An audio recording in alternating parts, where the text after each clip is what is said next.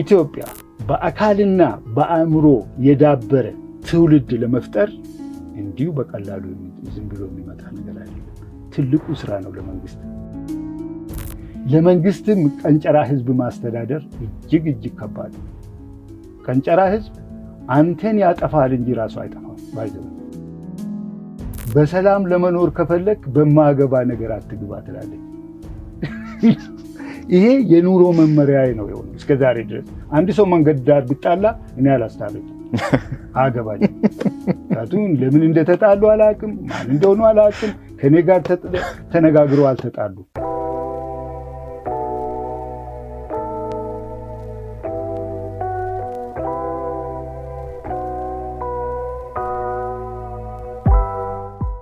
አላረፈድንም ወይ? ኦሬዲ ገበያው እንትምስ ገብቷል፣ በየገበሬው እርሻ ውስጥ ገብቷልና አሁን ይሄን ክርክር መልሰን ማድረግ ተቋም አቋቁመን ተመራማሪዎችን መድበን በሀገር ደረጃ እንስራ ብለን ካለፍን በኋላ ዛሬ ላይ ይሄን መከራከራችን የረፈደ አይሆንም ወይ የሚል ሐሳብ ነበርኝ። አሁን መንግስት ስልጣን አለው፣ ይሄንን ማድረግ ይችላል። በቃ ይሄን ነገር አቁሙት፣ ተመራብሬ እስከምደርስበት ድረስ አቁሙት የማለት መብትም ችሎታውም አለው። ማስቆም ይቻላል ይሄንን ነገር። የዚህ አይነት ምርምር እኔ ሃይሊ ፈንድድ ናቸው። ፈንድ ስላለው ዞር አይሉ። በቃ እኛ ጋር ድህነቱም አለ። የሪሰርች ፈንድ ከተገኘ ሳታሽ መቀበል ነው። ይሄንን የሚሰሩ የምርምር ኢንስቲትዩሽኖች ይሄን ጋብ ብሎ ቆም ብሎ ማየትና ለሀገራቸውና ለህዝባቸው ማሰብ አለባቸው። ይሄ የሀገር ህልውና የስብዕና ጉዳይ ነው። የልጆቻችን ጉዳይ ነው። የኢትዮጵያ ጉዳይ ነው። ቀላል ነገር አይደለም። ይህን ነገር ልናስብበት፣ መንግስት ሊያስብበት፣ የተወካዮች ምክር ቤት ይህንን ሁኔታውን ሊያስብበት እና የጂኤምኦን ጉዳይ አቁሞ ሊያጤነው ይገባል። አውሮፓ እምቢ ብሏል። የአሜሪካ ህዝብ እምቢ ብሏል። አሁን አፍሪካን የምርምር ማዕከል፣ የምርምር ሜዳ የማድረግ የሚደረግ ጥረት ነው። አፍሪካንም ለመግዛት አንዱና ትልቁ የምግብ ዋስትናውን ጉሮሮ መያዝ ነው። አንዱ ይሄ ነው። እሺ እንግዲህ ብዙ ሊያስወራን የሚችል ሐሳብ ነው፣ ግን ወደ መጽሐፉ ጉዳይ እንመለስና ዋናው ጉዳያችን እዚህ ከመቀንጨር ጋር የተገናኘው ስለሆነ እሱን እናንሳ። ይሄ ከዚያ ዙሪት ውስጥ እንዴት ነው ልንወጣ የምንችለው የሚል ጥያቄ አለኝ። ለምሳሌ ድህነት ለመቀንጨር አንዱ ሰበብ ይሆናል፣ ብቸኛው ባይሆንም መልሶ ደግሞ መቀንጨር ድህነትን ያመጣል። ከዚያ ዙሪት ውስጥ ከየቱ ጋር ተጀምሮ ነው መውጣት የሚቻለው? መንገዱስ ምንድነው? አብረው እንዲያነሱልኝ የፈለኩት ደግሞ ይህን ያህል ሀገር እየጎዳ ያለ ችግር ከሆነ ለምንድን ነው በችግሩ ልክ መፍትሄ እንፈልግለት ተብሎ በመንግስት ደረጃም በአጠቃላይ ትልቅ አጀንዳ ሀገራዊ ጉዳይ ያልሆነው ለምን ይመስሉታል? ምናልባት እየቀረቡ ያሉ ቁጥሮች አያስተማምኑም ይሆን? 37 ዝም ብሎ ቁጥር ነው ተብሎ የችግሩን ደረጃ ያለመቀበልና ያለመረዳት፣ ሳይንሳዊ ውጤቶቹ ትክክል አይደሉም ከማለት የሚመጣ ነው? ከምን የመጣ ነው? እና እዚህ ሐሳብ ላይ እስቲ እናወራበት ትንሽ። ይሄ ምንድነው ኢትዮጵያ ውስጥ ችግሮች አሉ። አንዳንድ ጊዜ ደጋግሜ እናገራለሁ። ችግሮች አሉ። ችግሮቹን ራሳቸውን ለመናገር ችግሮች አሉ። ቁልፍ በቁልፍ ውስጥ ነው ያለው ነገሮች አሉ። አውጥተህ ስትናገር እገሌ እንደዛ ነው ይላሉ። የሆነ ነገር ስትናገር የሆነ ነገር ይለጥፉብሃል። ይሄ አሁን ምንድነው እኛ ዳነን አይደለም? ይህ ድህነት መቼ መጣ? መቼ ነው የመጣው? እስኪ እንነጋገርበት ከተባለ የውርስ ድህነት አይደለም እንዴ? ከአያት ከአባቶቻችን ወርሰን የመጣ ነው የውርስ ድህነት አይደለም? የውርስ ድህነት አይደለም እንዴ ድህነታችን? እኔ ድሃ ያደረገኝ የመንግስት ነው እንዴ? አይደለም። ኢህአዴግ ነው እንዴ? አይደለም። አባቶቼ ከዛ በፊት የነበሩት ገጠር ትንሽ ሀብታም ገበሬ ነበር። ቡና ነበረው አባቴ፣ ደህና ነው። እዛ ቢቆይ ኖሮ የተሻለ ኑሮ ይኖር ነበር። ግን አውጥቶ ሌላ ቦታ የሚያስተምረኝ ገንዘብ አልነበርም። የውርስ ድህነት ነው ኢትዮጵያ ውስጥ ያለው። ከዘር ከአባቶቻችን ከእናቶች ከጥንት ሲወርድ ሲዋረድ የመጣ አዙሪት ነው። ከዚህ አዙሪት ማን ነው የሚያወጣ? እንዴት ነው የምንወጣ? መጀመሪያ አመለካከታችንን መቀየር አለብን። ይሄ የመንግስት ፖሊሲ እንዳለ ሆኖ የህዝብ ርብርብ የሚጠይቅ ነው። የመንግስት ፖሊሲ እንዳለ በተለይ የመሬት ፖሊሲ። በአፄ ምኒልክ ጊዜ ረሃብ ነበር። በዚህ መጽሐፍ ውስጥ ጽፌዋለሁ። ረሃብ ነበረ፣ በጣም አደገኛ ረሃብ። ለምንድነው ይሄ ማናቸው ገብረ ሕይወት ባይከዳኝ እሳቸው በጻፉት ኢኮኖሚስት ናቸው። እሳቸው በጻፉት ላይ ህዝቡ አርስም ቁጭ አለ፣ ህዝቡ ቁጭ አለ እና ረሃብ መጣ። ምንድነው ሲባል ሄደ መሬት የነካለት ጭቃ ለባሹ ነጭ ለባሹ ምንድነው ምኑ እየመጣ ግብር አስራት ምን እያለ ገበሬው መጨረሻ አስረክቦ ቁጭ ይላል። ህግ የለም፣ በቃ ሁሉም ይዘርፋል አንተ። ከዛ ህዝቡ መስራት እምቢ አለ። ይሄ መሬት የለም። አሁን ለምሳሌ እኔ አንድ ዛፍ ትከል ብለህ አንድ ካሬ መሬት የለኝም። በየቢሮ ዞሬ ለምኜ በቃ እግር ላይ ጫማ መላስ ነው የቀረኝ በየቦታው። እምቢ አሉኝ። እንዴት መሬት እንደሚገኝ ኢትዮጵያ ውስጥ እኔ አላውቅም። መሬት እንዴት ነው የሚገኘው? ይሄንን የሚያውቅ እግዚአብሔርና እግዚአብሔር ብቻ ነው። እኔ አላውቅም። መሬትን ፈልጌ አንድ ካሬ መሬት ሲቀበር ራሱ ተገዝቶ ነው የሚቀበረው። እርግጠኛ ነኝ ተከፍሎበት ነው የሚቀበረው። በተወለድኩበት ሀገር በኦሮሚያ ክልልም ሆነ በአዲስ አበባ መሬት ለምኜ አንድ ካሬ አጣሁ። አንድ ካሬ እስከዛሬ የለኝም፣ ልጆቼም የላቸው። አዲስ አበባ ዩኒቨርሲቲ በሰጠኝ ኮንዶሚኒየም ውስጥ ነው የምኖረው። መሬቱን ለመግዛት ስንት ሚሊዮን ይላሉ። ደሞዜ ትንሽ ነች። ወይ ሌባ መሆን አለብኝ። ሌባ ለመሆን ደግሞ ህሊና አይፈቅድልኝ። የመሬት ፖሊሲው እንዴት ነው የሚለማው መሬቱ? ይሄ ትልቁ ነው። ህዝብ ወደ ስራ እንዴት ይገባል? አትክልቱን ወንዙን ጠልፎ አትክልት መትከል፣ ችግኝ መትከል፣ እርሻ ማረስ፣ ህዝቡ ወደ ግብርና እንዲገባ ተመቻችቷል ወይ የሚለው ጥያቄ ምልክት ውስጥ ነው ያለው። የመሬት ጉዳይ አንዱ የረሃብ መንስኤ ሊሆን ይችላል። በአፄ ምኒልክ ጊዜ የመሬት ጉዳይ የረሃብ ምክንያት ነበር። ዛሬ የማይሆንበት ምክንያት የለም። መሬት እኮ አሁን እኮ መሬት እኮ ስለ መሬት እኮ አትናገርም። በቃ መሬት እንዴ ስለ መሬት መናገር የጀመርክ ዕለት ስኳር በሽታ ይይዛል፣ ብለድ ፕሬሸር ሊነሳ ይችላል፣ ልትሞት ትችላለህ። እሱን ስትመላለስ የመሬት ጉዳይ የሚባል ድራማ ነበር ድሮ።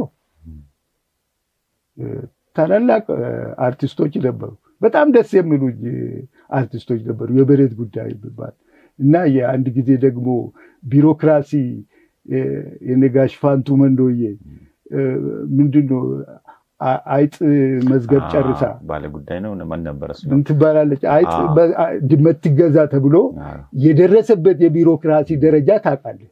ኤግዛክትሊ እንደዛ ነው ቢሮክራሲዎች መሰባበር አለባቸው። በተለይ ግብርናን በተመለከተ ኢትዮጵያ አሁንም መሬቷን ካላረሰች፣ ፖሊሲዋን ካላሻሻለች፣ ማስ ሪቮሉሽን ካልተካሄደ ቀንጨራነት ይቀጥላል። ቀንጨራነት አሁን አዲስ አበባ ይገባል። በትክክል እንቁላል በሌለበት፣ ወተት በሌለበት፣ የኢኮኖሚ ጫና ባለበት ቀንጨራነት ፍሎሪሽ ያደርጋል። ግጭት ባለበት፣ ሰዎች ተረጋግቶ ማረስና መነገድ በማይችሉበት ሁኔታ ቀንጨራነት ይቀጥላል። ቪሽየስ ሰርክል ነው። ሰርክሉ አንድ ጊዜ ከገባበት ድሮ ትምህርት ነበር የሚቆርጠው። ትምህርት ብቻ ነው። ትንሽ እችን ታክል ኑሮ መኖር የቻልኩት ስለተማርኩ ነው። ከገጠር የወጣሁት ጓደኞቼ ሞተዋል፣ አልቋል። በአብዛኛዎቹ ጥቂት ሰዎች ናቸው ያሉት እና ድሮ በትምህርት ይወጣ ነበር። አሁንም ተምረህም ስራ የማታገኝበት እና የመጨረሻ የባሰ መቀመቅ አባት ያለውን በሬ ሸጦ ዶሮ ሸጦ መጨረሻ ላይ ደግሞ የቀረችውን ገብተ ቤቱ የምታሸጥበት ሁኔታ ነው ያለው። አሁን ትምህርቱ ኳሊቲው ወርዷል። የት ጋር እንደሚያዝ ራሱ በጣም አስቸጋሪ ነው ትምህርቱ። የትምህርት ፖሊሲው በጣም ትምህርት ተበላሽቷል ይባል፣ የትምህርት ፖሊሲ ግን አይቀየርም። ዝም ቁጭ ነው። መስራት እንደማንችል ነገር ወይም ከፈጣሪ እንደተሰጠ ነገር ዝም ብሎ ተትቶ በዛው ይቀጥላል። ትምህርት ፖሊሲው አልሰራም፣ እሺ ምን እናድርግ? ይቀጥላል። አሁን ትምህርት ፖሊሲው አይሰራም ሲባል በኢህአዴግ ጊዜ ነው የነበረው አይደለም? ያ ፖሊሲ ግን አሁንም የትም ብዙም የተቀየረ ነገር የለውም። ብዙ ነገሮች አሉ። ልናገረው የምፈልገው ነገር ምንድን ነው? አልተቀየሩም። ንግግሮች ቢቀየሩም ሁኔታዎች አልተቀየሩም። ለምሳሌ ያክል በትምህርት ቤት ትልቁ ሰው ማን ነው ወይም የመጀመሪያው ሰው ማን ነው የሚለው ማን ነው የቀየረው? አስተማሪ አይደለም እንዴ? አስተማሪ ነው። በትምህርት ቤት ለመጀመሪያ ኢምፖርታንት ሰው አስተማሪ ነበር። አሁን ማን እንደሆነ አይታወቅም። በትክክል አይታወቅም። ምንድነው አስተማሪ የኑሮ ሁኔታ የተለያዩ አሁን በቅርብ ጊዜ የሆነ ነገር ተደርጓል፣ ጭማሪ ተደርጓል። እስቲል የቤት ኪራይ ወሰደው። አብዛኛው ሰው የቤት ኪራይ ወሰደው። የቤት ኪራዩ አንተ ትንሽ ስታመጣ ወደ ላይ እንደዚህ ስትመጣ አስበህ አታውቅም? ዘንድሮ መኪና ገዛለሁ ስትል መኪናው ይጨምራል። አንተ ትንሽ ስትጨምር ይጨምራል። ጋራ መውጣት አቅቶ መጨረሻ ትወድቃለህ። መኪናው ጣራ ይወጣል። ገና እንደዛ አይነት ሁኔታዎች አሉ በኢትዮጵያ ውስጥ እና የመንግስትም የህዝብም የጋራ ትግል የሚጠይቅ ነው ቀንጨራነትን ለማጥፋት። ኢትዮጵያ በአካልና በአእምሮ የዳበረ ትውልድ ለመፍጠር እንዲሁ በቀላሉ ዝም ብሎ የሚመጣ ነገር አይደለም። ትልቁ ስራ ነው ለመንግስትም ቀንጨራ ህዝብ ማስተዳደር እጅግ ከባድ ነው። ቀንጨራ ህዝብ አንተን ያጠፋል እንጂ ራሱ አይጠፋም። ባይዘው በጣም ብዙ ህዝብ ነው አለ 37 ከመቶ እኮ ህዝብ ነው። ከመቶ 37 መቶ ሰው እዚህ ቤት ውስጥ ቢሆን 37ቱ እኮ ቀንጨራ ነው። 37ቱ የተቀረውን አፕሳይድ ዳውን ያደርገዋል። ምክንያቱም ኢነርጂው በሙሉ ወደ ቫዮለንስ ነው፣ እና ወደ ጭቅጭቅ ነው። በቃ ቀንጨራ ሰው ኖት ሪዝነብል ብሬን አይደለም።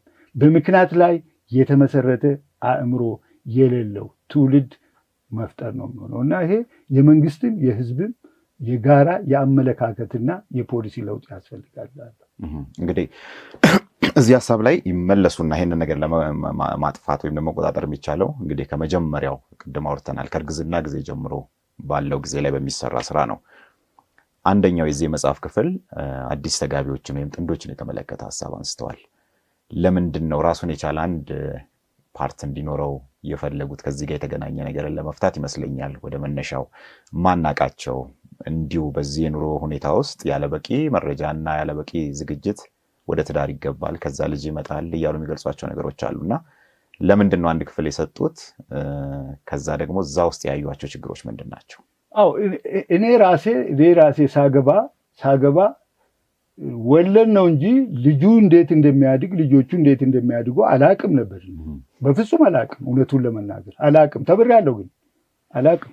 ትምህርት ቤት የለም። ይሄ የኛ ትምህርት ትልቁ ችግሩ ላይፍ ስኪል የለም። ላይፍ ስኪል አያስተምርም። የኑሮ ዘዴዎችን አያስተምርም። ድሮ አንድ አስተማሪ መጽሐፍ ያመጣልኝ ነበር እና የሆነች መጽሐፍ ነበረች እና በገጠር ውስጥ ነኝ እና በየሳምንቱ አንድ መጽሐፍ ያመጣልኝ ነበር። ምን ትላለች? በሰላም ለመኖር ከፈለክ በማገባ ነገር አትግባ ትላለች። ይሄ የኑሮ መመሪያዬ ነው የሆነው እስከ ዛሬ ድረስ። አንድ ሰው መንገድ ዳር ብጣላ እኔ አላስታርቅም፣ አገባኝም። ምክንያቱም ለምን እንደተጣሉ አላቅም፣ ማን እንደሆኑ አላቅም። ከኔ ጋር ተነጋግረው አልተጣሉ። ስለዚህ መንገዴን እቀጥላለሁ። ልጆቼም ይህንኑ ያስተማርኳቸው በማገባችሁ ነገር አትግቡ፣ በሰላም ለመኖር ከፈለጋችሁ ቀጥ ብላችሁ በቃ። ይሄ እንዴት ነው የሚያሳድጉት? ሕፃን ልጅ መጣ። በጣም የሚገርመኝ ነገር ይሄ ልጅ በቃ ስጋ ነው። በቃ ምንም ነገር አያውቅም። እንዴት እንደሚተኛ፣ እንዴት እንደሚበላ፣ እንዴት እንደሚታጠብ፣ እንዴት እንደምታጠባ እኮ አታውቅም። መቼ መጥባት እንዳለበት ይሄንን የሚያስተምር ልዩ ትምህርት የለም። እንዴት ነው የሚያሳድጉ? ከዚህ ጋር እኮ ነው የሚጀምረው። ህብረተሰብ የሚጀምረው ከዚህ ከተወለደው ሕፃን ነው። ከዛ አይደለም እንዴ መሪዎቻችን የመጡት? እንደዚህ እኮ ትንንሽ ምንድነው 3 ኪሎ ግራም የነበሩ ሰዎች ናቸው እኮ ዛሬ ዓለምን የሚያንቀጠቅጡ። ከዛው ነው የመጣ ነው። እዛ ጋር ነው እኮ መጀመር ያለብን። ግንባታ እዛች ጋር ነው። ልጆቹ እነዚህ የተጋቡት ልጆች ገና ከመጋባታቸው በፊት ልጅን እንዴት እንደሚወልዱ እንዴት እንደሚያሳድጉ በውጭ ሀገር እኮ ሴቶች ከመጸነሳቸው በፊት ልጸንስ ነውና መጸነስ ይችላለሁ ወይ ብሎ ሆስፒታል ሄደው ይመረመራሉ። ጤነኛ ሕፃን መውለድ ይችላለሁ ወይ ተብሎ ይመረመራል። በቃ ትቻለሽ ወይ የተለያዩ ነገሮች ካለ ይስተካከላል። በምክር ዶክተሩ የጋይኖኮሎጂስቱ ይመረምርና ይሄ የደም ብዛት ካለባት ስኳር ካለባት ምን ካለባት አስተካክሎ መክሮ ሁሉ ነገር ይላል። አደገኛ በሽታ ያላቸው ሴቶች ያረግዙና እርግዝና ላይ ይሞታሉ። እና አትሊስት 3 ወር ቢያንስ እኮ ከማርገዛቸው በፊት ተነጋግረው ከ3 ወር በፊት ነው ሄዶ ተመርምሮ ሁለቱም በቃ መውለድ እንችላለን ብሎ ተዘጋጅቶ ምን ተብሎ ነው። እዚህ ሀገር የሚደረገው ዝግጅት ምንድን ነው? ልብስ ይገዛል፣ ያኔ አጥሚት እህል ምናምን ግርግር። ልጁ እኮ ኦልሬዲ ሊወለድ እኮ ነው። ምን እንደሚወለድም እኮ አይታወቅም። ባይዘው ጤነኛ ይሁን አይሁን የሚታወቅ ነገር የለም። በዚህ ምክንያት በአዲስ አበባ ከተማ እንኳ ዲፌክቲቭ የሆነ ልጅ የሚወልዱ ሰዎች አሉ። አካለ ጎደሎ የሆነ ቤተሰቡን ከነጭራሹ ድምጥ ማጡን የሚያጠፋ ልጅ ይወለዳል። ያልታወቀ ይሄ ልጅ ወደ ምድር ማምጣት እኮ ምንድን ነው? ይሄ ነገር ላይ የሚመለከታቸው ድርጅቶች አሉ። ስማቸውን መጥቀስ አልፈልግም። እነሱ ናቸው ማድረግ ያለባቸው። ከዚህ በፊት ተናግሬ ነበረ። ልጆች ሲወለዱ ምንድን ነው የሚያደርጉት? ጭንቅላቱን ይለካሉ፣ ቁመቱን ይለካሉ፣ ክብደቱን ይለካሉ። ለምንድን ነው ግን የሚለኩት? ለምን እንደሆነ እኔ አላውቅም። ውጭ ሀገር ግን የሚለካበት ምክንያት አለው። ይሄ ልጅ ትክክለኛ የሰው ቁመና አለው ወይ? ማደግ ይችላል ወይ? ቀንጨራስ ነው ወይ? ሌላ ትኩረት ያስፈልገዋል ወይ? የተጨማሪ እርዳታ የሚያስፈልገው ተማሪ ነው ወይ? የልዩ ምንድን ነው የሚባለው? ያ ያስፈልገዋል ለማለት ነው ያ ዳታ። እዚህ ግን ዳታው ዝም ብሎ ነው ቁጭ የሚለው።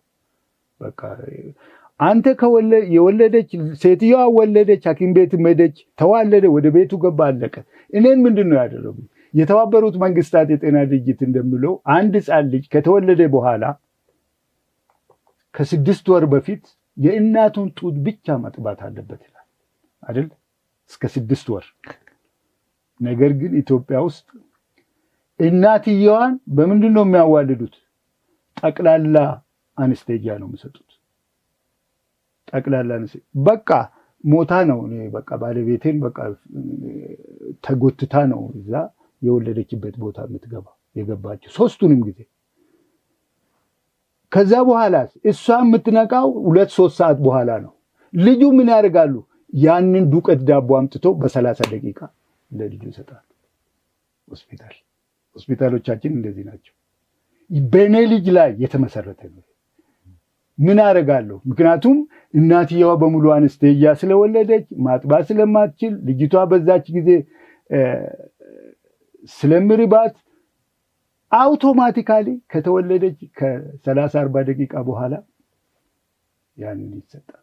ይሄ የተባበሩት መንግስታት የጤና ድርጅት ሕግን የጣሰ የኢትዮጵያንም ሕግ የጣሰ ነው። ሙሉ አንስቴጂያ ለምን አስፈለገ? ሲፈልግ እኔ ሐኪም አይደለሁም፣ ግን እዚህ ጋር ቀዶ ጥገና ለማድረግ ሙሉ አንስቴጂያ ያስፈልጋል ወይ የሚለው ነው። እኔ አላውቅም። ይሄንን ነገር ባለሙያዎች ሊነጋገሩበት ይገባል። እና እንዴት ነው እኛ ልጆቻችን ይሄ ኢንስቲትዩሽን ራሱ አያስፈልገውም ወይ ነው?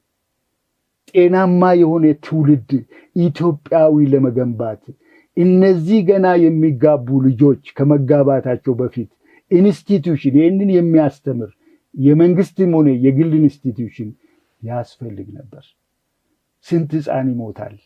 እናትየዋና አባትየዋ አንድ አልጋ ላይ መሀል ላይ የሚተኛ ልጅ አለ እኮ። ቤቱም ችግር ሆኖ የሚሞት ልጅ አለ እኮ። እናት ተኝታበት ከአልጋ ወድቆ የሚሞት እኮ ብዙ ነው ያለው። እና ብዙ ችግሮች አሉ። እነዚህን ጥንዶች ማስተማር፣ ወደ ትዳር እንዲገቡ የሀገር ግንባታ የሚጀምረው ከቤተሰብ ስለሆነ እዚህ ላይ ትኩረት ቢሰጥ ጥሩ ነው እላለሁ። ለዛ ነው እዚህ መጽሐፍ ውስጥ ይሄንን ያስገባሁት። ጥንዶች እንግዲህ በእርግዝና ጊዜ ከአመጋገቧ ጀምሮ እንዲሁም ደግሞ ስለ ግንኙነት ሁሉ አልፈው የሚጠቅሱት ነገር አለ። ምናልባት ይሄ የተለየ ሕግ አለው እንደሚል ነገር አንድ ጊዜ ሲያነሱ ሰምቻለሁ። ጥንዶች እርጉዝ ከሆነች በኋላ ግንኙነት ማድረግ ያለባቸው እንኳን እስከዚህ ጊዜ ነው ምናምን የሚል እነሱን ሁሉ ዲፋይን ያደርጋሉ እዚህ ሀሳብ ላይ እና ከምን የተነሳ ነው? ምንድን ነው እዛ ጋር ሲያነሱ የነበረው ሀሳብ? ብዙ ኮንትሮቨርሲ አለ በዚህ ላይ። ብዙ ኮንትሮቨርሲ ወይም የሚጻረሩ ሀሳቦች አሉ። አንዳንዶቹ ሴትዮዋ በዛን ጊዜ ሴክስ ያስፈልጋታል የሚሉ አሉ። እስከ 7 ወር ምናምን የሚሉ ሰዎች አሉ። ሳይንስ ግን እንደዛ አይልም። ምክንያቱም ሴትዮዋም ሕፃኑ በእርግጥ በሽል የተከበበ ነው፣ ስተራይል ኢንቫይሮንመንት ነው የሚባለው። እናትየዋ ግን በጣም በጣም በጣም ሰሰፕቲብል ነች፣ ለብዙ በሽታዎች ልትጋለጥ ትችላለች በዛን ሰዓት። እንደገና ደግሞ ራሱ ፕሬዠሩ በስሜት ሁለቱ ስሜት ውስጥ በሚገቡበት ጊዜ ልጁ በማከል ይጎዳል። ብዙ ጽንስ ሲወርድ ነው የምንሰማው። ለምን እንደወረደ ግን ማንም አይነግርህ፣ ያ ታቡ ነው። ነገር ግን ወራት አሉት። ያንን ወር እኔ አላቅም፣ እዚህ ውስጥም ጽፌዋለሁ። ወራቶች አሉት። የመጀመሪያ ወራቶች ሊኖሩ ይችላሉ ባልና ሚስት ከሆኑ። እዚህ ሀገር ብዙ ነገር አለ። እርጉዝ ሆነ ጥሬ ስጋ ሲጀልጧቸዋል።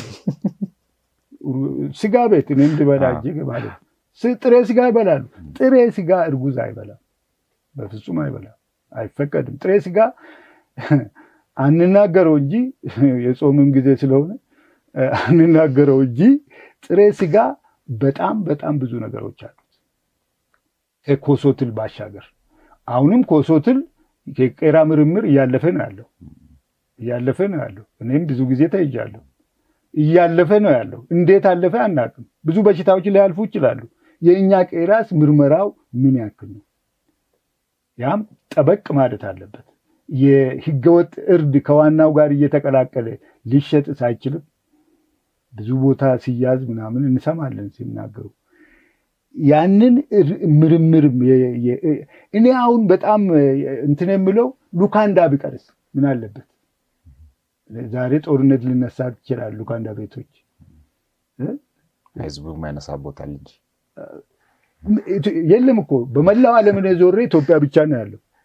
ኢትዮጵያውያን ደቡብ አፍሪካ ወስዶ ሉካንዳ ሲከፍቱ በሙሉ ጠቅላላ ፖሊስ ወስዶ ከነስጋው አሰራቸዋሉ፣ ይዘውት ሄዱ።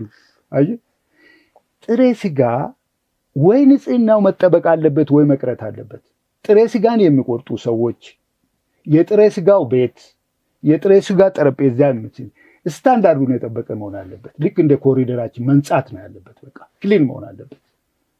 ሰዎቹ ራሳቸውን የጠበቁ ያወቁ የተማሩ ስለ ማይክሮባዮሎጂ መሰረታዊ ግንዛቤ ያላቸው፣ ስለ በሽታ መተላለፍ መሰረታዊ ግንዛቤ ያላቸው።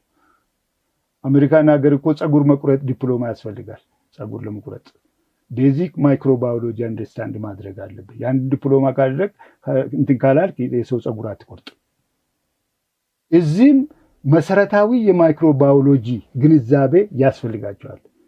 ማንኛውም ከጥሬ ስጋ ጋራ ከሱፐር ማርኬት ጋር የተያያዙ ሰዎች ይህንን የሰው የሚበላውን ምግብ በእጃቸው የሚይዙ በእጅ ስለምን ይያዛል? ለምን ጓንት ያደረግ? ጓንት እኮ ተደርጎ ነው። ጓንት ሞልቷል። አሁን ርካሽ ነው። ጓንት ተደርጎ ቢሰራስ ምን አለ?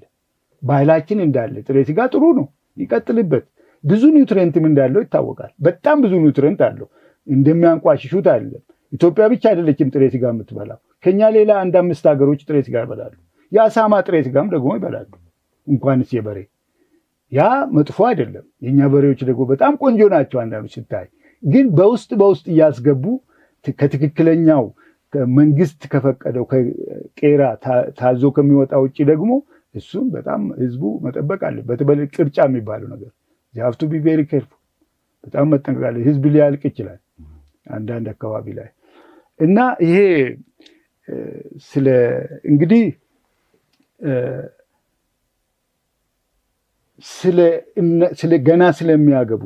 ገና ስለሚያገቡት ሁኔታ እቺ እርጉዝ ራሷ ብቻ አይደለችም፣ 2 ሰዎች ናቸው። አንዱ ትልቁ ችግራችን አበላል ነው። የኛ ኢትዮጵያ አበላል በመሶብ ነው የምንበላው። እሷ ግን ችላ አትበላም፣ አትሻማም። ተሻምቶ መብላት ነው ፕሪንሲፕሉ ተሻምቶ መብላት ነው። እሷ አትበላም፣ ያቅለሸልሻታል። ብዙዎቹን ያቅለሸልሻቸዋል። ቶሎ መብላት ደስ አይላቸውም። ስለዚህ እርጉዞች ከጸነሱ በኋላ ኢሚዲየትሊ መለየት አለበት ነው ሳህናቸው። በእኔ አስተሳሰብ ተለይቶ ቢፈልጉ አቆይቶ ይበላሉ፣ ቢፈልጉ ቀስ ብሎ ይበላሉ። ይሄ ከህዝብ ጋር የመብላት ፈረንጆች ጋር አብሮ መብላት የለም።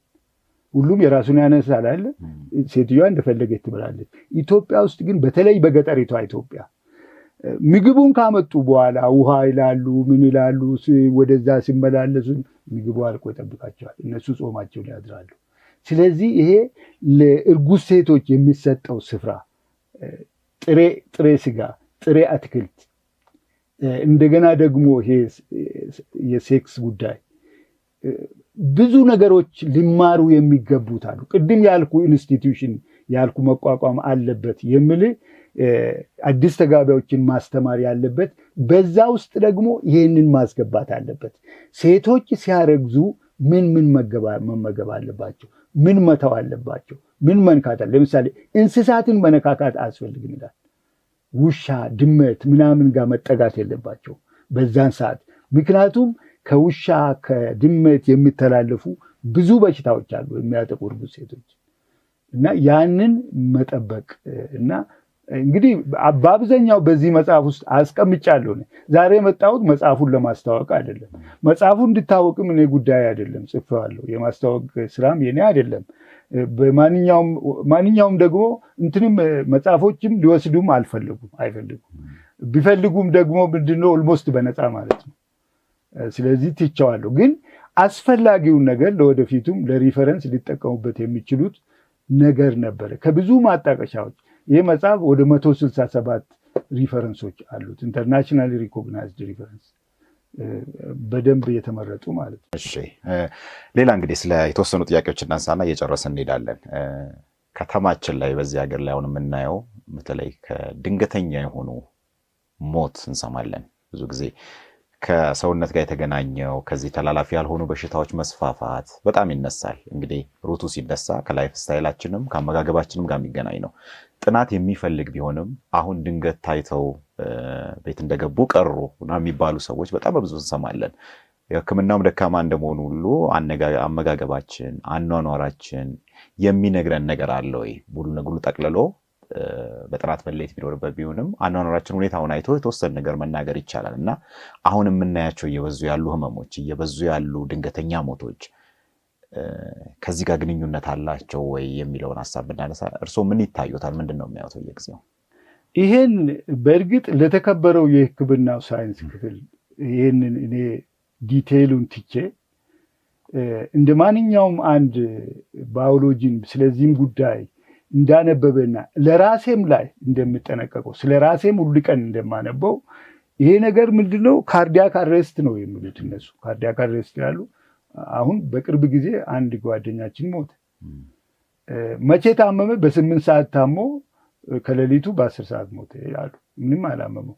ከዛ በፊት ትንሽዬ እዚች ጋር አመማለችኝ ብሎ 3 ቀን በፊት ትቷል። እና የኛ አበላላችን እኮ ተርብል እኮ ማለት ጮማ እኮ እንደዚህ ጥሬ ስጋ ሀገሮች ቢበሉም ሌሎች ሀገሮች ቢበሉም እንደኛ እኮ በኪሎ ሳይል ላይ አድርጎ የሚበላል። ጥሬ ስጋ ብቻ እኮ ነው። አትክልት የለውም፣ ካጠገቡ ምንም ነገር እኮ የለውም። በቃ በደንብ አስተካክሎ ያመጣልሃል ከሳለች ብላዋ ጋራ። ጮማው ጮማ ነው፣ እንቆርጠዋለን እኮ እንበላለን። በጣም ነው የምንበላው። በዚህ ላይ ክብደታችን ትንሽ ነው። እኛ ኢትዮጵያውያን ቀጫጭኖች ነን እና ከክብደታችን አንጻር እና የምንበላው ጮማ የዘቡ ደግሞ የላሟ ቅቤ ይቺ ሻኛ ያላት ዘቡ ነች፣ የፈረንጅ አይደለም። የነሱ ደግሞ ኮሌስትሮል ብቻ ነው። እኛ ብዙ ችግራችን እኔ የማውቀው እንደ ማንኛውም ተራ ሰው የምናገረው እንደ ዶክተሮች ሳይሆን አንለካም። ራሳችንን ሄደን ሳንታመም በፊት ሆስፒታል አንሄድም። ሄጄ ዶክተሩን እኔ መመርመር ይፈልጋሉ። ምንድን ነው መመርመር የምትፈልገው ይላል። ይሄ ነገር አጋጥሞኝ ያውቃል። አንድ ጊዜ ምን ሆነ፣ እዚህ ጋር የሆነ ነገር ትንሽ አቃጠለኝ ጎኔን። 1 ቀን አይደለም 2 ቀን አለ ፐርሲስተንት ሆነ። ጥቁር አንበሳ ሄድኩኝ። ጥቁር አንበሳ ሲሄድ እንዳውም እኔ ያን ቀን ነው ያወቅኩት በነፃ መታከመን እና በጣም እግዚአብሔር ይስጣቸው። ወዲያውኑ ምንም ተራም አልጠበቅኩም፣ አስገቡኝ። እግዚአብሔር ይስጣቸው። ይህንን ጥቁር አንበሳን በእውነቱ ከልቤ እጅግ አድርጌ ላመሰግነው ይገባኛል። በዚህ አጋጣሚ የኢትዮጵያ ሕዝብ አለኝታ ነው የሆስፒታል እዛ ሄድኩኝ። ዶክተሩ ሂድና ተመርመር ብሎ ሁሉን ሄዶ አዘዘልኝ። ሄጄ ተመርምሬ መጣሁ። ስመጣ አየ ቢል ምንም በሽታ የለም እና በጣም ገረመው። ምንድን ነው አለና ለአንድ ደቂቃ ቁጭ አለ። ሂድና ስኳርን ተመርመር አለኝ። ነገ ጠዋት በዛው ነው እሱ ዝም ብሎ ሂድና ተመርመር አለ። የማያውቅ መስሎት ነው። ባዶ አፍ ነበር መመርመር። እኔ ሄጄ አርሾ ተመረመርኩ። አርሾ ሲመረመር ተመርምሮ ከጥቂት ደቂቃ በኋላ ይምጡ ጋሼ አለች። እንደዚህ ቶሎ ብለው ዶክተር ጋር ሄዱ። በጣም ከፍ ብሏል። ስንት ዶለ 385 ምናምን ነው። በጣም ከፍተኛ ቶሎ ብሎ ሄዱ አለች። ከዛ ሄድኩኝ። እኔ በቃ ልሞት ነው እንደ ብዬ ሄድኩ። ከዛ ወደ ዲያቤቲክ እንትን መሩኝ። ለካ የስኳር በሽታ አለብኝ። ያን ቀን ነው ያወቅኩት። እና መመርመር አለብኝ። መመርመር በአመት ቢያንስ እኮ ሳይንሱ የሚለው በ6 ወር ነው መሰለኝ ሰው መመርመር አለበት። ኮሌስትሮል፣ ብለድ ፕሬሸር፣ ስኳር፣ ሌሎችንም ነገሮች መመርመር። ብዙ ገንዘብ እኮ አይደለም፣ ግን ባለመመርመር ህይወት የማጣት ጉዳይ አለ። እኛ እገሌ እኮ ትላንትና ቢሮ ነበር እኮ ቢሮ አብረን ነበር። እኔ ቅዳሜያቼ እሁድ መቃብሩ ሊሄድኩት ሰው አለ። ወክ ያርጎ ቢሮ ሲገባ እሁድ ቅዳሜ አየሁት፣ እሁድ ተቀበረ። ማአሰው ነው በዚህ አይነት። ይሄ ነገር ምንድነው? ጤነኛ ሆነን ቆመን መሄዳችንን ማየት የለብን። ሄደን መመርመርና ዶክተሮችን ማነጋገር ያለብን። ይሄ ባህል ዴቨሎፕ ብናደርግ የብዙ ሰዎች ህይወት ይድናል ብዬ አስባለሁ። የሆነች ነገር እዚህ ደረቴን እንዲያረገችኝ የሚል ነገር አለ። ግራ ደረቴን ደበረኝ የሚል በቃ እሱ አለቀ። እሱ እንትን ነው በቃ። እኔም እንደዛው አውቃለሁ። እንደዚህ የሆነ ወክ እናደርጋለን ከባለቤቴ ጋር። ወክ ስናደርግ አንድ ሐኪም ቤት ጋር ገባን እና ቶሎ ብሎ በጣም ቸኮለ ዶክተሩ። ምን ሆኖ ነው አልኩኝ። አውቋል እሱ አስመረመረኝ። ከመረመረኝ በኋላ አሁኑኑ ቶሎ ብላችሁ ወደ ልብ ሆስፒታል ወደ ቤት እንዳትሄዱ አለ። እዛ ሲሄድ በቃ በሬ የምጥላል አይደለም፣ ነርሱ ዶክተሩ በሙሉ መጡ። አልጋ ላይ ጠፈሩ። በቃ እንደዚህ እንዴ ምን ሆኖ ነው እነዚህ ሰዎች ይላሉ። 200,000 ብር ታስይዛለህ። ጭራሽ ደግሞ ብለድ ፕሬሸር ተነሳ። እኔ ልሞት ነው፣ እነሱ ስለ 200,000 ያወራሉ። የግል ሆስፒታል ነው ደግሞ እና እባካችሁ እሱን አድኑት፣ በቃ ስለ ብሩ ተው ምናምን አለች ባለቤቴ። ለምንን የምናመጣልን አለች። ከዛ አከሙኝ። ማአት መድኃኒት አመጡ። ምናሉ በጧቱ ወደ ቤት ሄድኩኝ። ግን ይሄ ነገር ቀልድ ነው ወይ? አይደለም፣ አልነበረም፣ ቀልድ አልነበረም። ምክንያቱም ጓደኛችን ከ3 ቀን በፊት እዚች ጋር ትንሽ አማኛለች ብሎ ነበረ። ግን በ3ኛው ቀን ታመመ፣ በዛው ወደቀ፣ ሞተ። ይሄ በጣም በጣም ከባድ ነው። እዚች ጋር አመመችኝ ብሎ ነገር የለም። ሄዶ ወዲያውኑ መመርመር ነው። በተለይ እዚህ የግራ ልብ ያለበት አካባቢ ትንሽ ደበረኝ፣ ወጋኝ ምናምን ካለ ወዲያውኑ። ግን እኔ መመርመር ነው። ሌላ ሀገር እኮ ኢንሹራንስ አይከፍልም። በየሬጉላርሊ የማትመረመር ከሆነ ጥርስን ራሱ አሁን ደንታል ኢንሹራንስ አለ አሜሪካ። በየ6 ወሩ መመርመር አለ፣ ባለዛ ኢንሹራንስ አይከፍልም። ለምን አቋረጥ ይላል። እና ይሄ ነው ባህላችን። ብዙ ወደኋላ መቅረት ነገር እኮ አለ። መቅረት ነገር ራሳችን እንረሳለን፣ በጣም እንረሳለን። ነገሮችን አንደርማይን እናደርጋለን። ምንም ይተወኛል፣ ችግር የለውም፣ እንደዚህ ትንሽ ወጋኝ ምናምን ይተወኛል። እንደዛ አይነት ነገር የለም በሰውነትን። ምክንያቱም ትንሽ ዕድሜ ነው የምትኖረው፣ አንድ ነፍስ ነው ያለ። በቀላሉ ልትሞት እንደምትችል ማወቅ አለብንና መመርመር ጥሩ ነው የሚል ነው። የምርመራ ችግር ይመስለኛል። እሺ፣ ስለ ስፓሮሊና ትንሽ እናውራ። እንግዲህ አልጌ ነው የሚለው ቃል ነው እንትን የሚያደርገው አልጌ ነው አይደለ? እስቲ ንገሩን እንግዲህ ስለ ምግብነት፣ ያውም ሙሉ የሆነ ምግብ አሁን ለምናወራው ችግር ሁሉ መፍትሄም አማራጭም ሊሆን የሚችል ነው እና እዛ ላይ ስላደረጉት ጥናት የተሳተፋችሁ ስላላችሁበት ነገር ከየት ተነሳ ሀሳቡ የሚለውን እሱ ላይ ትንሽ ነገር እናወራና አሁን የት እንደደረሰም በዛው ይነግሩናል። አዎ አሁን የስፓሮሊና ጥናት በ1960ዎቹ ነው የተጀመረው እና ከምዕራብ አፍሪካ አንድ የፈረንሳይ ጀኔራል ባገኘውና ባሳተመው ጥናት ላይ ተመስርቶ ነው የተገኘችው እና አሁን በስምጥ ሸለቆ ሐይቆች ውስጥ በአንዳንድ ሐይቆች ውስጥ አለች ስፓሮሊና። ኢንዲጂነስ ነች፣ ለኢትዮጵያ አገር በቀል ነች ማለት ነው። እና ስፓሮሊና ስትመረመር እንግዲህ ህዝቡ ይበላ ነበር። የአዜቴክ ሲቪላይዜሽን በሜክሲኮ ይበሉ ነበር፣ በቻይና ይበሉ ነበር፣ በምዕራብ አፍሪካ ይበሉ ነበር። አዲስ ምግብ አይደለም፣ ግን ሳይንስ ነው ዲስከቨር ያደርጋት አዲስ መሆኗን። ህዝቡ ከህዝቡ ነው ያገኘው፣ የህዝብ ውጤት ነው፣ ከህዝቡ ተገኘ። እንግዲህ አሁን በዓለም ዙሪያ ሁሉ እንደ ምግብ ተወስዳ እንደ ተጨማሪ ምግብ ሰፕሊመንት ነች። በማንኪያ እንደ እንጀራ እንበላትም፣ በታብሌት መልክ ወይንም ደግሞ በቃ 10 ግራም ነው ለአንድ ሰው የሚበቃው በቀን ማለት ነው። 10 ግራም፣ 1 ማንኪያ 2 ማንኪያ ከበላ ብዙ አብዛኛውን ኒውትሪየንት አላት። ሙሉ ኒውትሪየንት ነው ያላት። ለምሳሌ 20 አሚኖ አሲድ አላት እንዳለ ኮምፕሊት። ቫይታሚን አላት፣ ቫይታሚን ቢ ኮምፕሌክስ እንዳለ ያላት፣ ሚኔራልስ አላት፣ ዚንክ፣ ማግኒዚየም ምናምን ሁሉ ነገር አላት። በሙላት ነው ደግሞ ያላት። እና እቺ እንግዲህ በጣም የሚገርመው በዓለም የታወቁ ሰዎች ከኢትዮጵያም ወጥተዋል። ለምሳሌ በቅርብ ጊዜ በቀደም ነፍሱን ይማረውና ዶክተር አማ በላይ ከኢትዮጵያ ነው የሄደው እና ኤርዝራይዝ የሚባል ትልቁን 140 ሄክታር የስፓሮሊና ፋርም የነበረበትን በሳይንሳዊ እሱ ነው ስታብሊሽ ያደርገው ማለት ይቻላል። ዳይሬክተር ነው የነበረው። እና እንግዲህ የስፓሮሊና ጉዳይ ከአንድ ኦልሞስት እኔ ወደ 20 ዓመት ይሆናል ስለ እሷ ማንበብና ማየት የጀመርኩት። መመራመሩን ግን አሜሪካ ከሄድኩ ነው። አሜሪካ ሄድኩኝ። በዚሁ ስራ በአልጌ ማራባት ስራ በትልቅ ካምፓኒ ውስጥ ተቀጠርኩኝ። ካምፓኒው በጣም ትልቅ ነበረ፣ በመላው ዓለም ያከፋፍል ነበረ።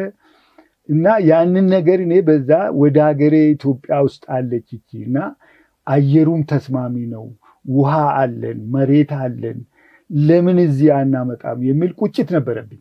ምክንያቱም ኔት ኢንካሙ በዛን ጊዜ ራሱ $200 ሚሊዮን ነበር። ትንሽ ካምፓኒ ነው ተብሎ በእርግጥ ትልቅ እና $200 ሚሊዮን እንግዲህ ይህ ትልቅ ነውና መቼኛ ኢትዮጵያ ውስጥ የሆነ ነገር መስራት ለምን አንችልም የሚል ነበር እና እሞክር ነበር፣ ብዙ ጊዜ እሞክር ነበር።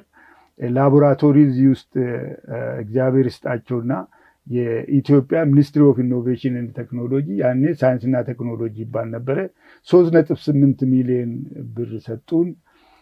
ከዛ ምርምሩን ጀመርን። ምርምሩን ከጀመሩ በኋላ በቅርቡ ወደ ፕራይቬት ኢንቨስትመንት ወጣቶች ሳይንስን የሚደፍሩ ወጣቶች መጡ። ከነሱ ጋር ተነጋግረን አሁን ኦልሞስት ኮንስትራክሽኑን ጨርሰናል። መንግስትን መሬት ሰጥቶ ሁሉ ነገር የኦሮሚያ ኢንዱስትሪያል ፓርክ ውስጥ እየተሰራ ነው ያለው። አሁን በቅርብ ጊዜ ስራ እንጀምራለን ብዬ አስባለሁ። ኦልሬዲ የላቦራቶሪው እየመጣ ነው ያለው። እንግዲህ ስፓሮሊና ሙሉ ምግብ ነች። ይህን ማንም ሊክደው አይችልም። ግን አንድ ቀን በልተን አይደለም። ፈረንጅ ምንድን ነው ይዞ ነው የሚሄደው። ምግብ ከበላ በኋላ አብሮ ይውጣታል። በቁርስ በምሳ በራት 2 ፍሬ 2 እንክብል ይውጣል። ያንን ነገር ለሀገራችን እናዳርሳለን ወይ? አንድ ካምፓኒ አዳርስም፣ በፍጹም ማዳረስ አይችልም። ብዙ ካምፓኒዎች ሊያዳርሱ ይችላሉ። ያንን ነገር ለወላድ እናቶች፣ ላረገዙ እናቶች፣ ለገና ለተወለዱ ህፃናት፣ በትምህርት ቤት ለምሳሌ የተጎዳ አካላቸው የተጎዳ በትምህርት ቤት ምገባ፣ በየፋርማሲው በየጤና ኬላው ብናባዛና ለህዝቡ ተደራሽ ቢሆን፣ በየገጠሩ በየከተማው ተደራሽ ቢሆን ከሀገራችን አትሊስት ቀንጨራን ማጥፋት ባይችል እንኳ ቀንጨራን መቀነስ ይቻላል። ቀንጨራ እኮ ከአሜሪካም አልጠፋም፣ 0% አልሆነም፣ ከአውሮፓም አልጠፋም። ነገር ግን ዓለም ወደ ደረሰበት ዝቅተኛ ደረጃ ልናደርስ እንችላለን ወይ? በኢትዮጵያ ደረጃ ይቻላል። ኢትዮጵያ እኮ ምንድን ነው ያጣችው? ኢትዮጵያ አየሯ እኮ እኔ ዓለምን ዞሬ ነው መጣሁት። እንደ ኢትዮጵያ ያለ ሀገር አለ እንዴ? እኔ እንደ ኢትዮጵያ ያለ ሀገር እስካሁን ድረስ እኔ በእውነቱ እንደዚህ ደስ የምለኝ በራሴ አላጋጥመኝም። ሁሉም አላት፣ ሁሉም ያላት ያማረች ደስ የምትል ሀገር ነች። አላረስንም፣ አልተጠቀምንበትም። አልጠቀምንበትም። ቴክኖሎጂያችን ገና ነው። በግብርናው አልሆነ። በምግብ ስራ ገና ነን። ኩሽናዎቻችን ኢንጂነሪንጉ ዜሮ ነው። ገና ኩሽናው አልተሰራም። ኩሽና የለም። በደንብ ቤት ሲሰራ ኩሽናው አብሮ ታስቦ የምሰራ አይደለም። በአንዳንድ ትልልቅ ህንፃዎች ሽንት ቤት ተረሳ ተብሎ እንደገና ይገነባሉ። በእርግጥ ህንፃው ጠፋ የሚባሉን ነገር እንዳለ ትተን ይህንን ብልህ ኩሽናው ደግሞ ጨርሶ ቤት ውስጥ የማይኖርበት ሽንት ቤት የማይኖርበት ኢንጂነሪንጋችንም ራሱ ገና ነው። ኩሽና የለም እኮ በቃ የለም። አሁን የተሰሩ ኮንዶሚኒየም እኔ የምኖርበት ኮንዶሚኒየም መዞር በጣም አደገኛ ነው። በዚህ ስትገላ አንዱን ትገጫለህ፣ በዚህ አንዱን ትገጫለህ። በቃ የሆነ ነገር ውስጥ ነው የምትገባው።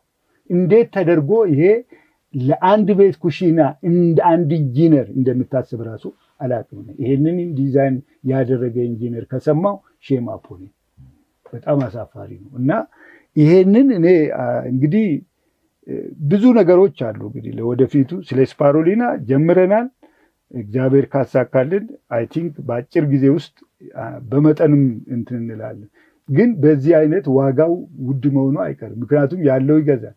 ገበያ ደግሞ የሚወሰነው በዲማንድ እና ሰፕላይ ነው። እኔ ደግሞ ያንን ስፓሮሊና ሳይንሱን ነው እንጂ ገበያውን የሚወስኑት ሌሎች ናቸው። አሁን የት ነው እየሰራችሁ ያላችሁ? እየሰራን ያለነው በኦሮሚያ ግብርና ምርምር ምንድነው በኦሮሚያ ኢንዱስትሪያል ፓርክ ውስጥ ነው እየሰራን ያለነው። የት ማለት ነው? ቡልቡላ እንትን ውስጥ ያለው ይሄ አሁን ያሉን የስምጥ ሸለቆ ውስጥ ነው የምትሰሩት ወይስ የት ነው የምትሰሩት? ስምጥ ሸለቆ ውስጥ ነው። የት አካባቢ ነው? አዎ እዛው ነው የምትሰሩት? ባቶ አካባቢ እዛው ውስጥ ነው የምትሰራው። ስለዚህ ትንሽ እንትኑ እንዲኖረን አሁን ውሃ ላይ ያለን እንትን እናንተ ወደ ኮመርሻላይዝ ስታደርጉት እንዴት ነው የሚሰራው? ትንሽ ፒክቸሩ እንዲኖረን። አዎ አሰራሩ ለየት ያለ ነው። ምንድነው እኛ ምንም ነገር ሐይቁን አንነካም። ከሐይቁ አንዲት እቺን የምታክል አንድ ኤምኤል ራሱ ብዙ ነው። ከዛ ኤምኤል ውስጥ ራሱ ሴሉን በልዩ ቴክኒክ ሴሏ ማይክሮስኮፒክ ነች። ሴሏን እናወጣና ሴሏን አጥበን ከባክቴሪያ ከምን አጥበን በትንሽዬ ኤምኤል 10 ኤምኤል ብልቃጥ ውስጥ እናስቀምጣለን።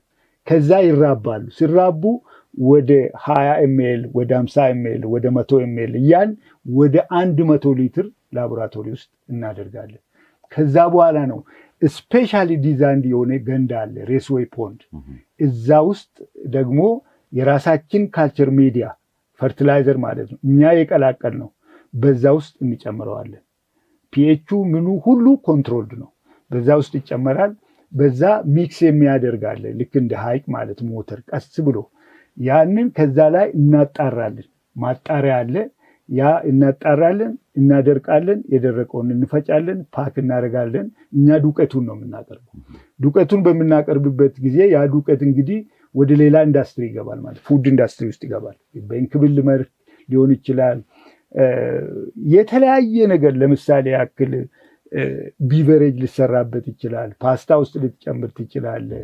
ሻይ ውስጥ ልትጨምር ትችላለህ። ኬክ ውስጥ ልትጨምር ትችላለህ። ዳቦ እንደፈለክ ማድረግ ትችላለህ። ዱቄቱ ከተሰጠ መብላት በዛ መልኩ ይቻላል ማለት ነው። ቾኮሌት፣ ከረሜላ ብዙ ነገሮች አሉ።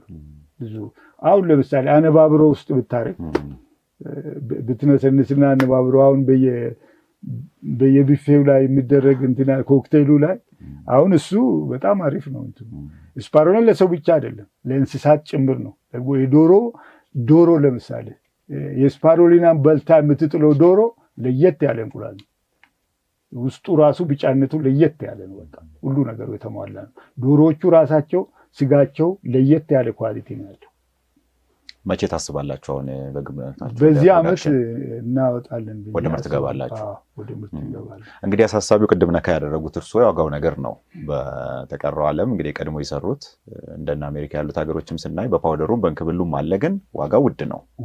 ትንሿ ፓክ እስከ $20 ምናምን ስትሸጥ አይቻለሁ እኔም እና እንዴት ነው የሀብታም የሆነው የሚል ስጋት አለኝ። እዚህ እንዳውም ይብሳል። አሁን ምንድነው እኔኑ ማሻሻጫ አድርጎ ነው እየሸጡ ያሉት። ያው ህጋዊ አይደለም፣ ግን እኔ ያው ይነግዱበት ብዬ ዝም ብያለሁ። ምክንያቱም የሀገሬ ህዝቦች ናቸው፣ እነሱም ሰው ይሆኑበት ከተሸጠላቸው እንትን ነው ዋጋው። ይሄ የድሃ ምግብ ነው ማለት አይቻልም። ሃይ ኳሊቲ ነው። ሁልጊዜ በቃ ሀብታም ነው የሚፈልገው፣ ያለው ነው የሚፈልገው። ነገር ግን ብዙ ኦልተርኔቲቭስ አሉ። እኔ የማስበው ወጣቶችን አሁን ያሉ ወጣቶችን አደራጅተን በ10 ኮሌጅ ይጨርሳሉ አይደለም? አደራጅተን የራሳቸው ፖንድ ሰርተንላቸው እኛ እየደገፍናቸው እነሱ እንዲያመርቱ ማድረግ ይቻላል። በሺዎች የሚቆጠሩ ተማሪዎችን ስራ ማስያዝ ይቻላል። ከማንኛውም ቦታ የበለጠ ገንዘብ እንዲያገኙ ማድረግ ይቻላል። ራሳቸውም ተጠቅመው ለህዝብም ተደራሽ የሚያደርጉ ይሄ ምንድነው እንደ ሪቮሉሽን ነው ማለት ነው። ብሉ ሪቮሉሽን በለው እና በመላው ኢትዮጵያ ስፓሮሊና ሊረባ ይችላል። በጣም አፋር፣ ሶማሌ ሪጅን፣ ጋምቤላ፣ ደቡብ በአንዳንድ ለምሳሌ ያክል አሁን ደግሞ በባህር ዳር አካባቢ፣ በመተማ አካባቢ፣ በጎንደር ማለት ነው፣ በወሎ አካባቢ፣ በሎውላንድ ላይ ንጹህ ውሃ ባለበት ሁሉ መስራት ይቻላል። በደጋው ላይ ብቻ ነው መስራት የማይቻለው። ምክንያቱም ቀዝቃዛ አየር አትችልም። ኢነርጂ ኮንሰምፕሽን ውሃ ይሆናል በሙቀት ለመስራት። ጥሩ እሺ። ብዙ ነገር አነሳን፣ ጨርሰናል። ጨርሰናል እና የመጨረሻው እንደው ስለ ኑሮ አነሳን፣ ስለ ስራ ባህላችን አነሳን፣ አኗኗራችን ብዙ ነገር አንስተናል እና የመጨረሻ ሀሳብ እንዲሰጡበት የምፈልገው ብዙ ሀገር አይተዋል፣ ካዩት ከኖሩበት እስካሁን ካነሳናቸው ሀሳቦች እዚህ ሀገር ላይ ይሄን አየው ይሄን እንዲህ ብንሆን ብለው የሚቀኑባቸው ነገሮች ካሉ በአመጋገባችን ይሆናል፣ አኗኗራችን፣ የስራ ባህላችን፣ ሌላውም ነገር ላይ ካዩ እስቲ ተነስተው እዚህ ሀገር ላይ እንዲያይቻለሁ ይሄ ሀገሬ ላይ ቢሆን ብለው የሚያነሱት ነገር ካለ የመጨረሻ እሱ ላይ ሀሳብ እናንሳና እንጨርስ። እኔ በጣም የሚወደው አውሮፓን ነው። ከደረስኩባቸው አንድ ቦታ ቼክ ሪፐብሊክ ነበር የሄድኩት እና ቼክ ሪፐብሊክ አሳ ልጋብዛችሁ አለ። ገበሬ ነው ያስጎበኝ። ከየት ነው የሚያመጣው አሳ ብል ገዳ አሳየንና የትኛውን አሳ ነው የምትፈልገው አለ። ከዚህ ውስጥ አሳውን አንተ አሳይተው እዛ ጋር ጠቅ አድርጎ አምጥቶ ጠብሶ ይሰጣል። ይሄ ገንዳ አርቲፊሻሊ ነው። የአሳ ጫጩት የሚያስረክቡ ድርጅቶች አሉ። ጫታ እንዴት አድርጎ እንደሚያሳድጉ የአሳ ምግብ ሁሉ ነገር ፉድ ቼኑ አለ እንዳለ ኔትወርኩ እና ኢትዮጵያ ውስጥ እኛ እንዴት ይሄንን አልቻልንም የሚለው አሳን ከስፓሮሊና ጎን ለጎን ማራባት ማስተማር በሰፊው በኢትዮጵያ ህዝቡ በቤቱ አጠገብ አሳ አርብቶ መብላት እንዲችል አንዱ ትልቁ የቀናውበት ይሄ ነው። ሌላው የሀገራችን የንጽህና ኮንሰፕት ነው። ባይ ዘ ወይ ቀንጨራነት አንዱ የሚመጣው ቆሻሻ አካባቢ በመኖር ቆሻሻ አካባቢ የሚኖሩና ንጹህ አካባቢ የሚኖሩ እናቶች የሚወልዷቸው ህፃናቶች ተጠንተው ቆሻሻ አካባቢ የሚኖሩት ቢበሉ እንኳ ቀንጨራ የመሆን ሁኔታ አለ። ባህላችን ንጽህና አሁን አዲስ አበባ የተጀመረው የኮሪደር ልማቱ ንጽህና ህዝቡ መቀበል አለበት። መንግስት ላይ አሁን እነዚህ ጠዋት የሚያጸዱትን ክላክስ እየነፋባቸው መንገድ ልቀቁ እያለ ያልፋል ሰው። ክላክስ ይነፋባቸዋል። እየጠረጉ ያሉ ክላክስ ይነፋል። እየጠረጉ ያሉ ሃይላንድ መንገድ ላይ ይጣላል። ሶፍት መንገድ ላይ ይጣላል። የተለያየ ነገር። ይህንን ቆሻሻ መጠየፍ የመጠየፍ ባህል እንዴት ነው እኛ ከቆሻሻን የምንወደው? እንደ ባህል ሆኖ እኮ ቆሻሻን መጠየፍ የለም ኢትዮጵያ ውስጥ። ትልቁ ሰውዬ መርሴዲስ እየነዳ ሃይላንድ ወደ ሰማይ ወርውሮ ሲያልፍ ታለ ሃይዌይ ላይ። ሃይዌያችን የኛ ሃይዌይ በሃይላንድ ተከቦ አይደለም እንደ ያለው። ማን ነው የጣለው? መኪና የሚነዱ ናቸው የጣሉት። መኪና የሚነዱ ሰዎች ደሆች ናቸው አይደሉም። አልተማሩም፣ የተማሩ ናቸው። ሆን ብለን ማጥፋት ለምንድን ነው? አካባቢያችንን የማጽዳት ጉዳይ ከመንግስት የጀመረውን መንግስት ነው የጀመረው። ይህን አክኖሌጅ አድርገን ህዝቡ መቀበል መቻል አለበት። በኃላፊነት መቀበል መቻል አለበት። አበላላችንን መቀየር አለብን። አበላላችን ዝም ብሎ አንድ አይነት ነገር ሳይሆን አዌርድ መሆን አለብን። ምን አለው ይሄ? ካርቦሃይድሬት አለው፣ ፋት አለው፣ ፕሮቲን አለው፣ ሚነራል አለው፣ ቫይታሚን አለው ወይ? ውሃስ በትክክል ዛሬ ጠጥቻለሁ ወይ ብሎ ማሰብ ያስፈልጋል። ይህንን ደግሞ የምታስበው ለነገ ለሚሰራው ዛሬ ነው የምታስበው እና እናቶች ብቻ አይደሉም ኢንቮልቭ ማድረግ ያለባቸው የምግብ ሸመታውን አባቶችም ከየሱፐር ማርኬቱ መሳተፍ አለባቸው። ልጆች ነገ ምን ይበላሉ የሚለውን ኢትዮጵያ ውስጥ እናቶች ብቻ ናቸው የሚያስቡት። ባሎችም ማሰብ አለባቸው። ነገ ልጆቼ ምን ይዘው ትምህርት ቤት ይሄዳሉ፣ ምን በሉ ትላንትና፣ ዛሬ ምን ይዘው መሄድ አለባቸው የሚለውን ማሰብ አለብን። አንዳንዶቹ ለሰራተኛ ልጆቻቸውን ትተው ለዘመናት ያስቆጠሩ ሊኖሩ ይችላሉ። ሰራተኛ ነች እንደፈለገች የምትመግባቸው። የሀብታም ቤትማ 3-4 ሰራተኛ ስላለ ምንም ችግር የለም። ግን ልጆቹ ምን ይብሉ ምን የሚታወቅ ነገር የለም። ስለዚህም አዌርነስ ቶታል አዌርነስ በህብረተሰቡ ውስጥ ስለ አመጋገባችን፣ ስለ አኗኗራችን፣ ስለ አካባቢያችን ህዝቡ ባለቤት ሆኖ ማንቀሳቀስ መቻል አለበት። ባይ ዘ ወይ የንጽህና ጉዳይ፣ የአመጋገብ ጉዳይ፣ የትውልድ ጉዳይ የመንግስት አይደለም የህዝብ ነበር። እኔ በዛ ነው ይህንንም በመናገር እኮ ብዙ ስም ነው የምሰጠኝ። አመሰግናለሁ። እሺ፣ በጣም እናመሰግናለን። እንግዲህ ሰፊ ነገር ነው ያነሳ ነው። ሌላ ጊዜ ላይ በሌላ ሀሳቦች ደግሞ የምንገናኝ ይመስለኛል። ለጊዜዎትም ለማብራሪያውን በጣም አመሰግናለሁ። እኔም አመሰግናለሁ።